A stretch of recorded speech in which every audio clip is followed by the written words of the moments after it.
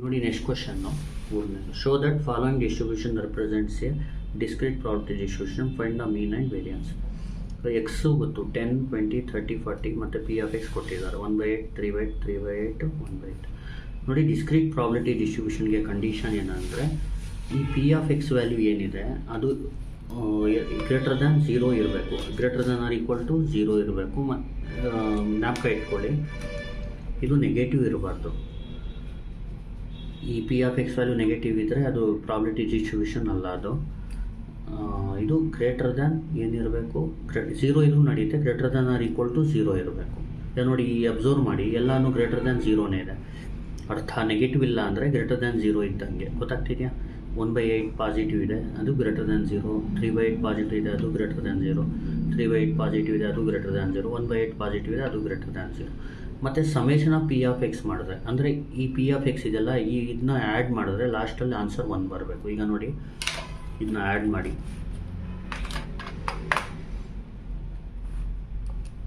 1/8 plus 3/8 plus 3/8 plus 1/8.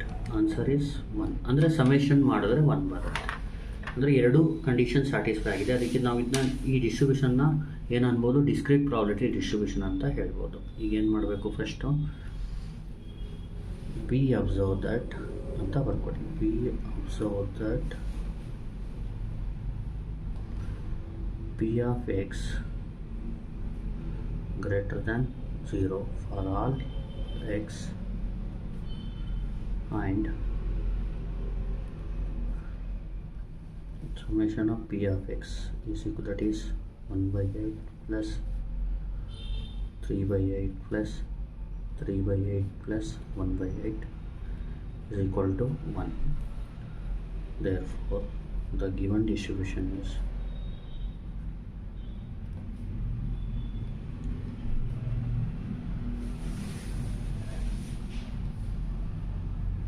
discrete probability distribution.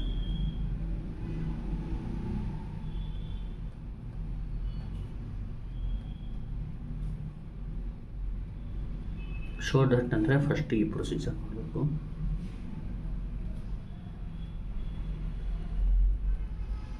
ಈಗ ಮೀನ್ and variance find ಮಾಡಿ ಅಂತ ಹೇಳಿದ್ದಾರೆ. ಈಗ ನೋಡಿ, ಮೀನ್ ಬಂದು ಮ್ಯೂ, ಇದಕ್ಕೆ formula X into P of X.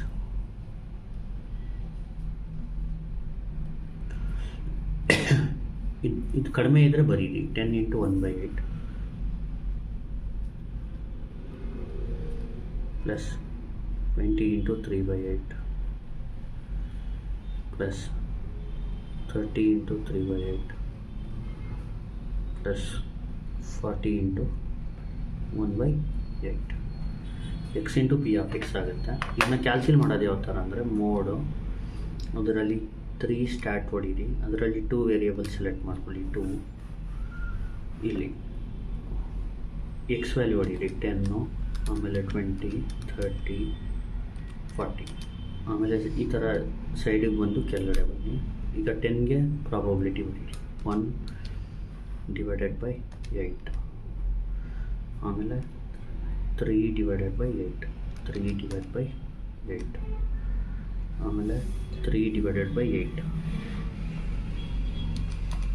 ಆಮೇಲೆ ಮತ್ತೆ 1/8.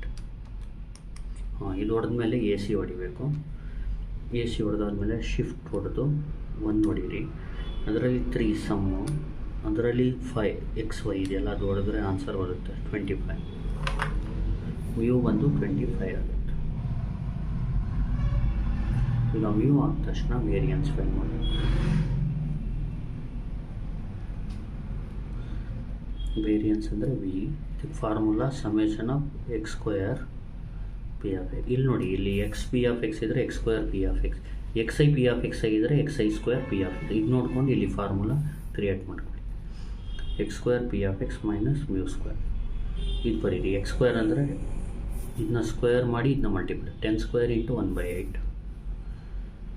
10 square into 1/8 plus 20 square into 3/8 plus 30 square into 3/8 plus 40 square into 1/8 minus mu ಅಂದರೆ 25 ಸ್ಕ್ವೇರ್. ಈಗ ಕ್ಯಾಲ್ಸಿಲಿ ಯಾವ ಥರ ಮಾಡೋದಂದರೆ ಇದು ನೋಡಿ, ಎ ಸಿ ಹೊಡೀರಿ, ಶಿಫ್ಟ್ 1 ಹೊಡೆದು ಅದರಲ್ಲಿ 3 ಸಮೇಷನಲ್ಲಿ 7ನ ಸೆಲೆಕ್ಟ್ ಮಾಡಿ, 700 ಬರುತ್ತೆ. 700 ಮೈನಸ್ 25 ಸ್ಕ್ವೇರ್, ಇದು ಅದು ಎಕ್ಸ್ ಸ್ಕ್ವೇರ್ ವೈ ಅಂದರೆ X square P of X answer, minus mu square ಮಾಡ್ಕೋಬೇಕು. 25 ಸ್ಕ್ವೇರ್ ಮಾಡಿದ್ರೆ 75 ಬರುತ್ತೆ variance. Variance is 75, mean is 25. ಅರ್ಥ ಆಗ್ತಿದೆಯಾ?